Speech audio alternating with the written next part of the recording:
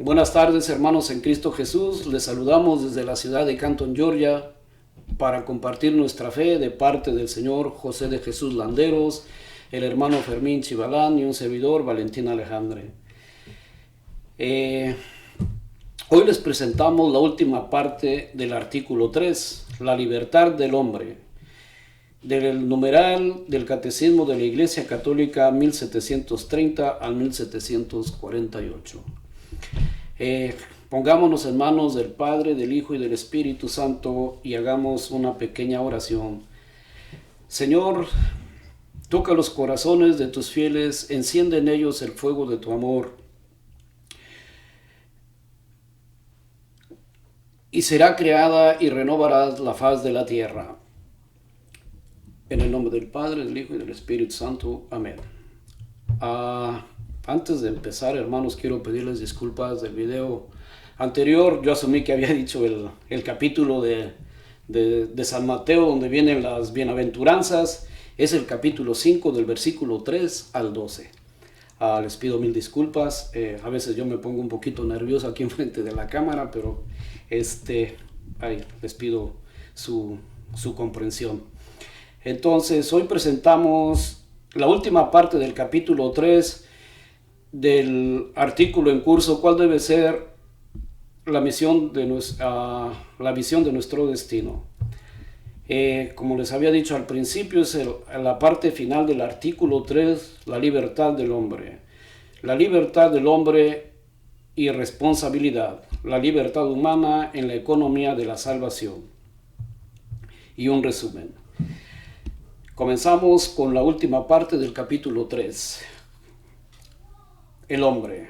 Del numeral del Catecismo de la Iglesia Católica 1730. Dios ha creado al hombre racional, confiriéndole la dignidad de una persona dotada de la iniciativa y del dominio de sus actos humanos. Quiso Dios dejar al hombre en manos de su propia decisión, de modo que busque a su Creador sin coacciones y adhiriéndose a Él, llegue libremente a la plena y feliz perfección de la bienaventuranza eterna.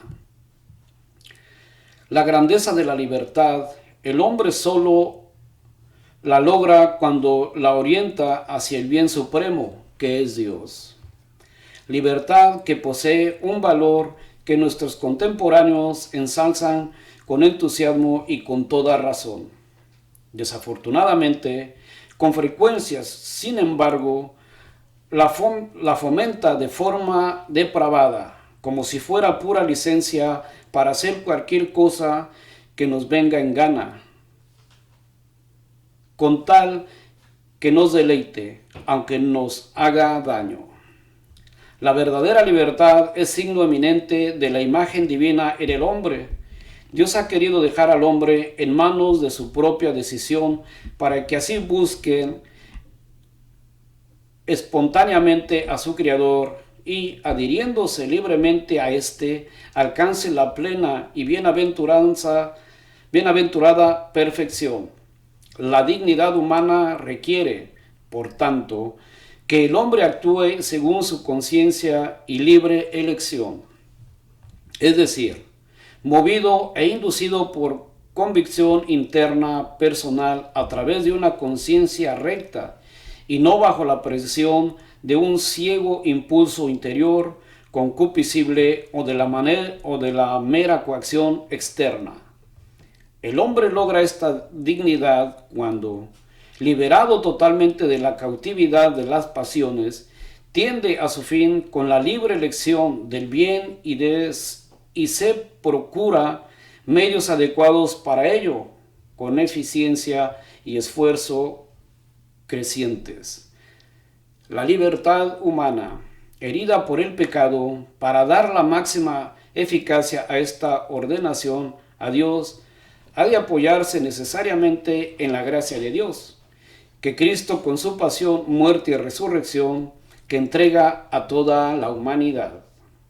Cada cual tendrá que dar cuentas de su vida ante el tribunal de nuestro Señor Jesucristo, según la conducta buena o mala que haya observado, con el uso de su libertad en su vida que Dios le ha permitido tener en esta vida terrenal. El hombre es racional y por ello, semejante a Dios, fue creado libre y dueño de sus actos.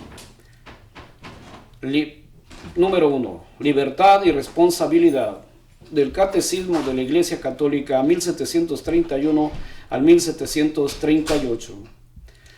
La libertad es el poder radicado en la razón y en la voluntad, el obrar o de no obrar, de hacer esto o aquello, de ejecutar así por sí mismo acciones deliberadas, por el libre arbitrio, cada uno dispuesto de sí mismo.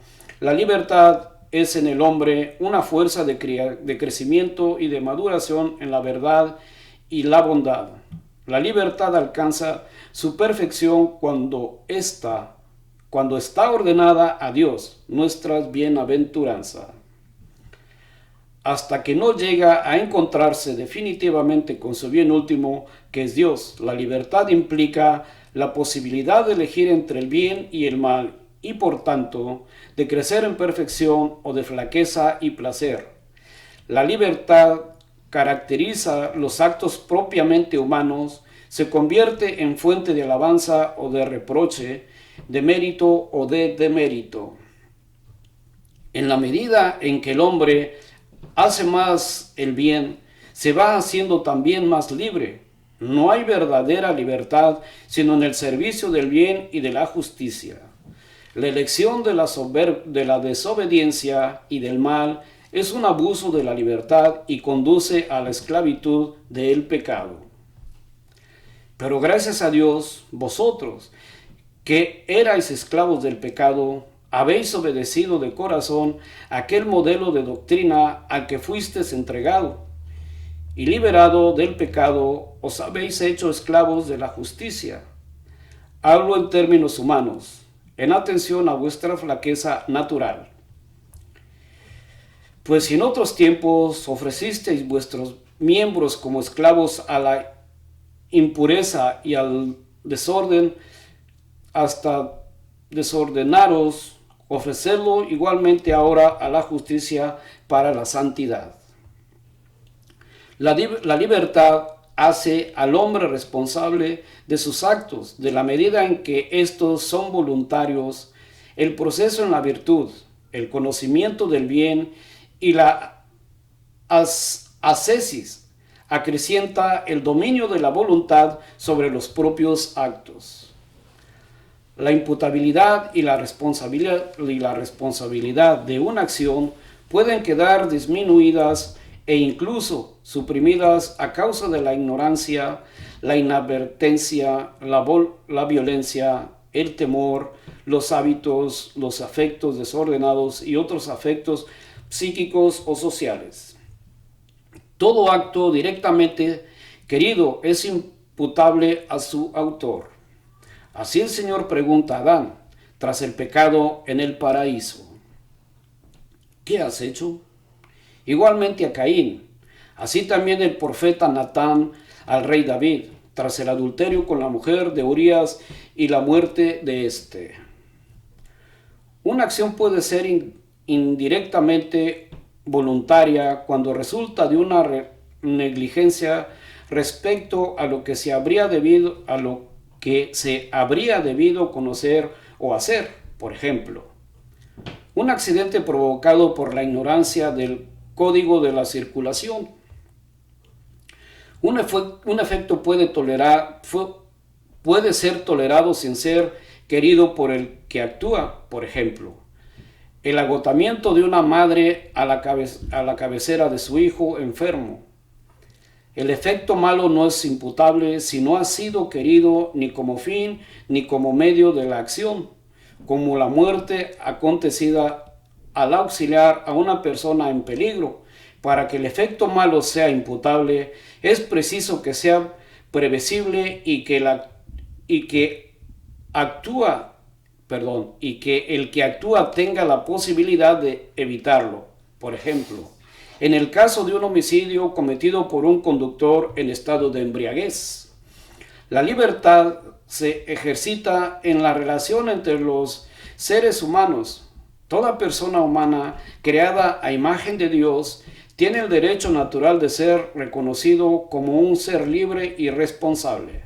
Todo hombre debe prestar a cada cual el respeto al que éste tiene derecho. El derecho al ejercicio de la libertad es una exigencia inseparable de la dignidad de la persona humana, especialmente en materia moral y religiosa. Este derecho debe ser reconocido y protegido civilmente dentro de los límites bien común y del orden público. Número 2. La libertad humana en la economía de la salvación. Del Catecismo 1739 al 1742. Libertad y pecado. La libertad del hombre es finita y falible. De hecho, el hombre erró, libremente pecó. Al rechazar el proyecto del amor de Dios, se engañó a sí mismo y se hizo esclavo del pecado. Esta primera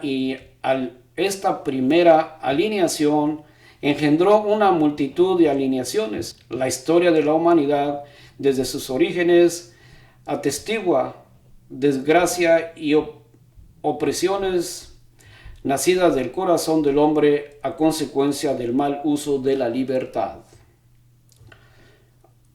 Amenazas para la libertad. El ejercicio de la libertad no implica el derecho a decir y hacer cualquier cosa. Es falso concebir al hombre sujeto de esta libertad como un individuo autosuficiente que busca la satisfacción de su interés propio en el goce de los bienes terrenales.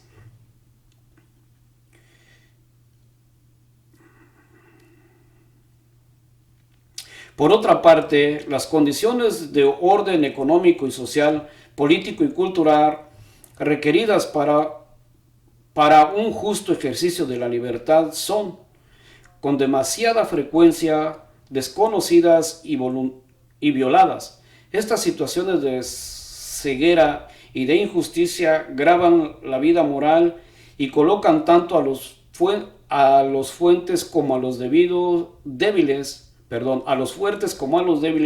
en la tentación de pecar contra la caridad. Al apartarse de la ley moral, el hombre atenta contra su propia libertad. Se encadena a sí mismo, rompe la fraternidad con sus semejantes y rebela contra la verdad divina. Liberación y salvación. Por su cruz gloriosa, Cristo obtuvo la salvación para todos los hombres. Los rescató del pecado que lo tenían sometidos a la esclavitud para ser libres. Nos libertó Cristo. En él participamos de la verdad que nos hace libres. El Espíritu Santo nos ha sido dado y, como enseña el apóstol, donde está el Espíritu, ahí está la libertad. Ya desde ahora nos gloriamos de la libertad de los hijos de Dios. La libertad y la gracia de Cristo no se opone de ninguna manera a nuestra libertad cuando ésta corresponde al sentido de la verdad y del bien que Dios ha puesto en el corazón del hombre. Al contrario, como lo atestigua la experiencia cristiana, especialmente en la oración, a medida que somos más dóciles a los impulsos de la gracia, se acrecienta nuestra íntima verdad y nuestra seguridad en las pruebas, como también ante las presiones y coacciones del mundo exterior. Por el trabajo de la gracia, el Espíritu Santo nos educa en la libertad espiritual para hacer de nosotros colaboradores libres de su obra en la Iglesia y en el mundo. Dios omnipotente y misericordioso, aparta de nosotros todos los males para que, bien dispuestos nuestro cuerpo y nuestro espíritu, podamos libremente cumplir tu voluntad. Resumen del Catecismo de la Iglesia Católica 1743 al 1748. Dios, ha querido dejar al hombre en manos de su propia decisión, para que pueda adherirse libremente a su Creador y llegar así a la bienaventuranza. La libertad es el poder de obrar o de no obrar y de ejecutar así por sí mismo acciones liberadas. La libertad alcanza su perfección cuando está ordenada a Dios, el supremo bien. La libertad caracteriza los actos propiamente humanos, hace al ser humano responsable de los actos de que es autor voluntario. Es propio del hombre actuar deliberadamente. La imputabilidad o la responsabilidad de una acción puede quedar disminuida o incluso anulada por la ignorancia, la violencia, el temor y otros factores psíquicos o sociales. El derecho al ejercicio de la libertad es parcialmente en materia religiosa y moral, es una exigencia inseparable de la dignidad del hombre, pero el ejercicio de la libertad no implica el pretendido derecho de decir o de hacer cualquier cosa. Para ser libre nos liberó Cristo. Para ser libre nos libertó Cristo. Mantengámonos pues firmes y no nos dejemos oprimir nuevamente bajo el yugo de la esclavitud del pecado. Hermanos, hasta aquí hemos terminado el artículo 3. La próxima semana, si Dios nos da licencia, para el video número 14, presentaremos el artículo 4, la moralidad de los actos humanos, del Catecismo de la Iglesia Católica 1749 y 1761. Número 1, Fuente de la Moralidad, de 1750 al 1754. Número 2, Los actos buenos y los actos malos, del numeral 1755 al 1756. Y un resumen de los numerales 1757 a 1761.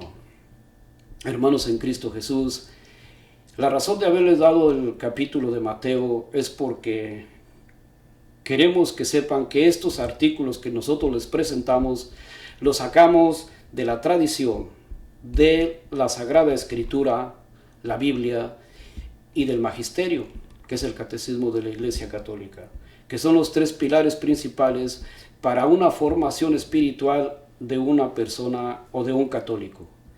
Hermanos en Cristo Jesús, que tengan una muy feliz tarde. Dios les bendiga.